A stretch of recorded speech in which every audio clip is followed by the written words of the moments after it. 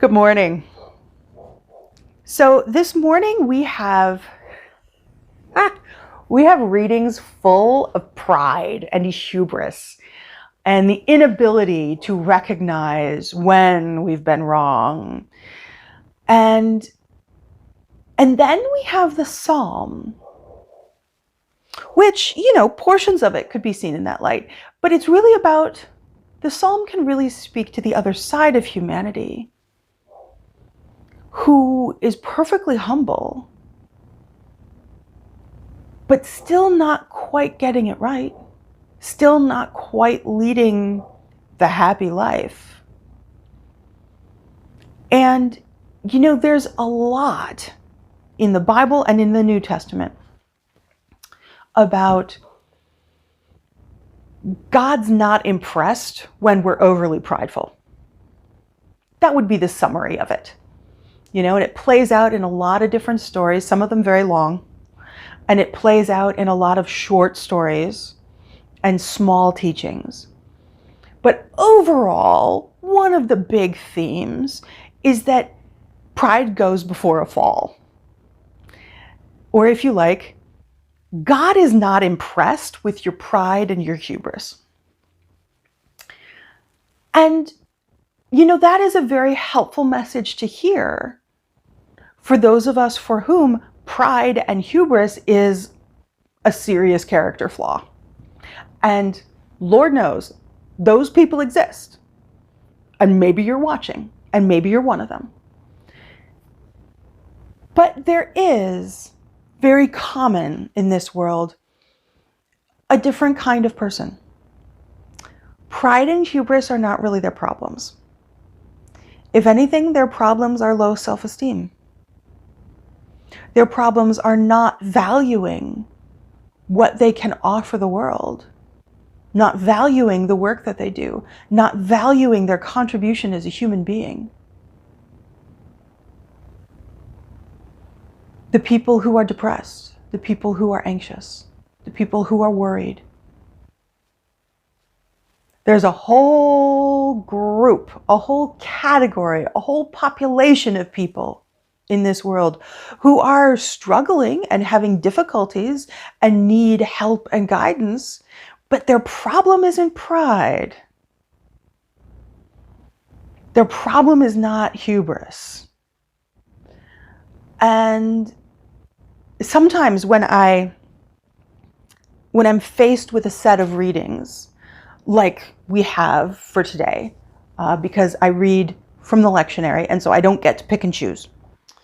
Sometimes when I'm faced with a set of readings that are really speaking to only, let's say, half of the world's population, I can't help but think, but what about the other half? What about the rest of us?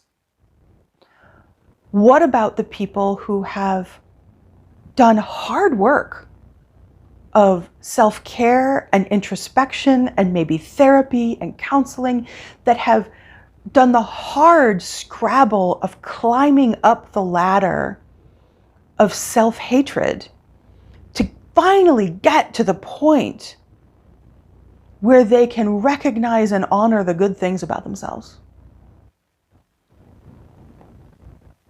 And then we hit readings like this that just presume, or so it would seem, that everyone's problem is pride. And everyone's problem is hubris. The difficulty here is that those people who have acknowledged the goodness that is within them, the strength that is within them, and that this is hard won for them. The danger here is that they will read these readings and read these admonitions to not be prideful as a warning label to not accept that they are good at anything. So let me back up and talk about what humility really is. Because, you could say, well, the opposite of pride is humility. Okay. So what's humility? I suspect that a true or good or healthy definition of humility is understanding your place in the universe as being no greater and no smaller than it actually is. Yes, this is, at least on the surface, an extremely subjective definition. But yes, it actually requires a lot, pardon me, a lot of introspection on the subject's part, on my part, on your part. And the pendulum may swing back and forth between too much pride and too much, what do we even call it? There's so many names for it. It's not humility. The opposite of pride is not humility, we see in this new definition. I would say self-denigration, where you put yourself down. So the pendulum, in trying to find where is humility for me, the pendulum may swing between too much pride and then all the way back, way past humility, into too much self-denigration. Oh, I don't know, one of my favorite phrases, one of my old favorite phrases that I try not to use anymore is calling myself an idiot. Now, if you know me, I'm actually far from an idiot. But when I get upset with myself or my performance or my success or my failure or my willpower or my fatigue or my health, oh, you could just keep listing things for me. When I get upset about something that has to do with me and how I identify with myself, one of my first go-to mental phrases is to call myself an idiot. And you know, that's the pendulum swinging all the way back into self-denigration. And that is not entirely uncommon with humans. The idea is to continue to do the introspective work, to continue to look inside and clean things out and clear things out and shake things up. And maybe it involves swinging back and forth between too much pride and self-denigration until we find and can stay in that beautiful middle ground that is understanding your place in the universe as no greater and no lesser than it actually is. Now, there are some very religious ways we can talk about that. We can talk about God's will for us. What is God's will for me? But you know, if you're not practiced at discernment, which is also another very religious word, which is, what is discernment? Oh, what is discernment? Discernment is literally being able to tell God's voice from the voice of anything else. Some may argue there's only God's voice and one other voice, but we'll set those arguments aside. Discernment is being able to tell when it's God speaking to you. However it is God may speak to you. When is it God speaking to you and when isn't it? That's discernment. And so unless you're particularly good at it, or unless you particularly want to get good at it, it may not be so helpful to think about, well, what is God's will for me? Because to understand God's will for you is to practice discernment every single day, every single hour, every single moment. So if that is a goal that is perhaps not for this year, maybe that's for next year, then it may not be so useful to get super churchy, super religious about the way you think about humility. Because there are other ways to think about it that will get you to the same place.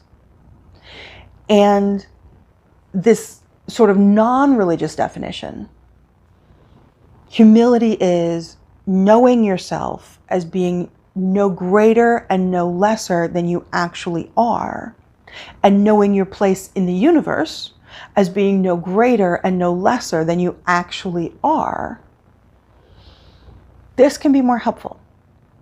Now, you may have a very different perspective depending on how you feel. If you're having, say, a period of depression, whether or not you've ever been diagnosed with actual depression in any of its varied forms, or whether you're just feeling dreadful that day, however you want to think about that, your sense of who you are in this world may be very different than when you're feeling happy, when you're feeling good, when you're feeling calm and peaceful and present-minded. This is good to realize, and this is good to know, because, I would say to you, when you are calm and when you are peaceful, when you are present-minded and in a good place, that is when you can best make a judgment about where your place in the universe is, as being no better and no worse than what it truly is. Because we human beings, we don't make good judgments when we're upset. Perhaps you've already noticed this in your life. We don't make good judgments when we're angry. We do things, we say things that we then regret later, maybe even only in the quiet of our hearts. We don't make good judgments when we're sad. We don't make good judgments when we're worried. We don't make good judgments when we are upset. Whatever kind of upset that is. What we do is make good judgments when we're calm, when we're peaceful, when we are maybe just a little bit happy. We make good judgments then. So, what I would say to you is that whether you fall in the category of people who think a little too highly of themselves, the people for whom pride and hubris are sometimes an issue, or whether you fall into the category of people for whom self-denigration is a normal way of life, the hating of some aspect of yourself, there is a happy medium. There is a happy medium between being annoyingly and terrifyingly prideful, and we all know someone like that, and being bizarrely and uncannily self-depreciating and self-deprecating. There is a happy place in between those two things, where we can take criticism and be better for it, where we can own those things that we are good at. We can own our own power in the world without holding it over anybody else.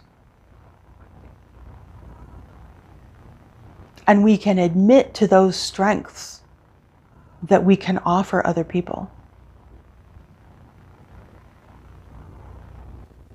There is a happy place that you and I can reach. Amen.